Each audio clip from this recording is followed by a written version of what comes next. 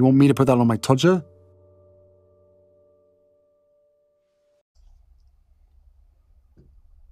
Harry's wife, Frogxit, the house, caused them stress and tension. It's important for you now to get a big box of Kleenex because you're bound to be upset by what I'm about to tell you. The Daily Express, in an article by Dorothy Reddin, tells us, expert claims Harry and Harry's wife didn't live in harmony at Frogmore, had negative energy. Ah. Yes, a house had negative energy, and that was the source of their ills.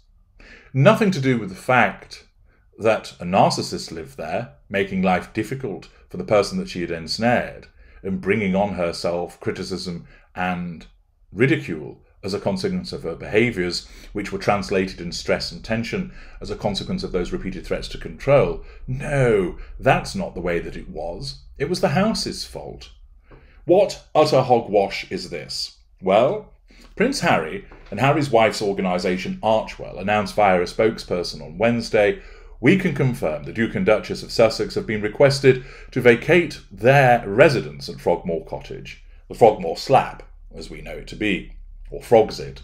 The couple lived in the property for 5 months in 2019 before they moved permanently to America. Harry and Harry's wife continued to pay rent at Frogmore Cottage, as they considered it their UK base for whenever they returned back to the country. But now it has been confirmed that the couple can no longer call Frogmore Cottage home. Well, we're aware of that, and I've reported on it in parts passim and as to the impact that has upon Harry's wife.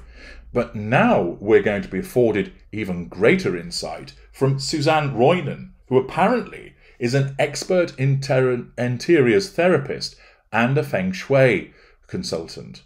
And she spoke to express.co.uk to give some insight into what the property is like inside. She said Frogmore Cottage, the house formerly leased by the Duke and Duchess of Sussex in the grounds of Windsor Castle, was renovated from old staff accommodation into a luxurious 5-bedroom home. The project caused controversy until the royal couple repaid the significant costs of a huge refurbishment programme.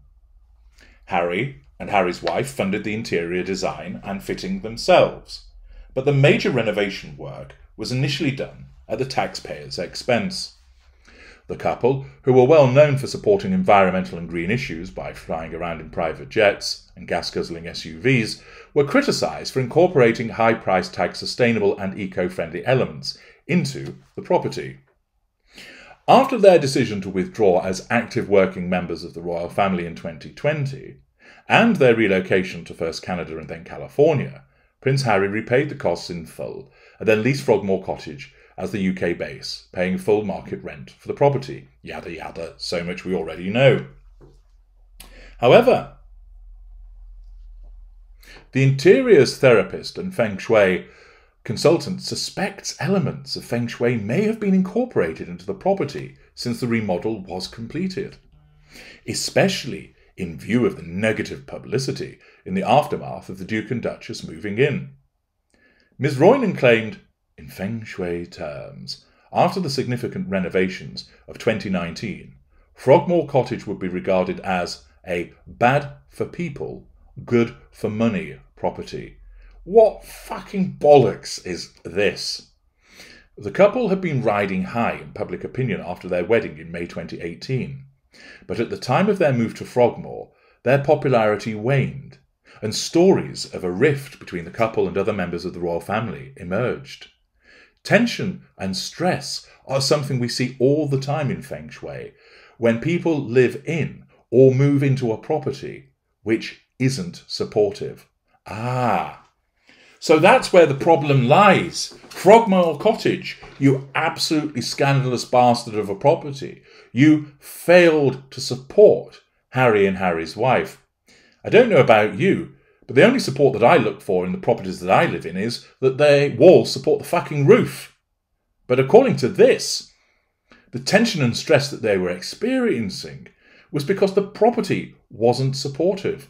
Apparently, the energy of a home can make or break a family when it isn't providing the balance and harmony that they need. Oh, so it's nothing to do with the fact that a narcissist lives there and she always has to have it her own way.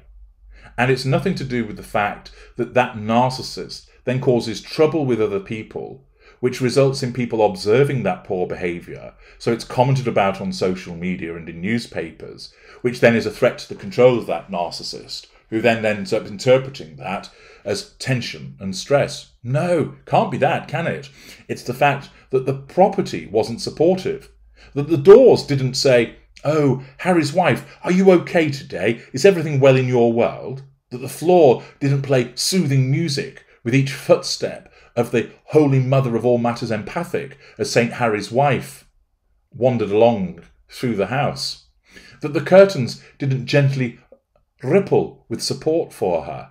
That the lights didn't flash a message in Morse code telling her, "You are loved, you are strong, you write on bananas of empowerment."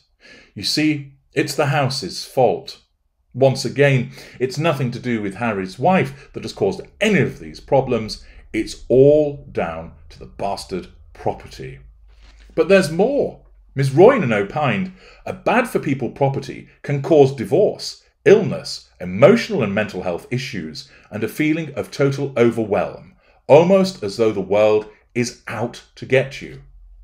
So don't think that it's anything to do with the fact that you're shacked up with a divorce, that you feel unwell, that you're emotionally ground down, that your mental health's taking a pounding, that you're being divorced, that you feel overwhelmed. It's got nothing to do with the fact that you're being abused by a narcissist. No, it's everything to do with the fact that your house is a bad-for-people property and it's not supporting you.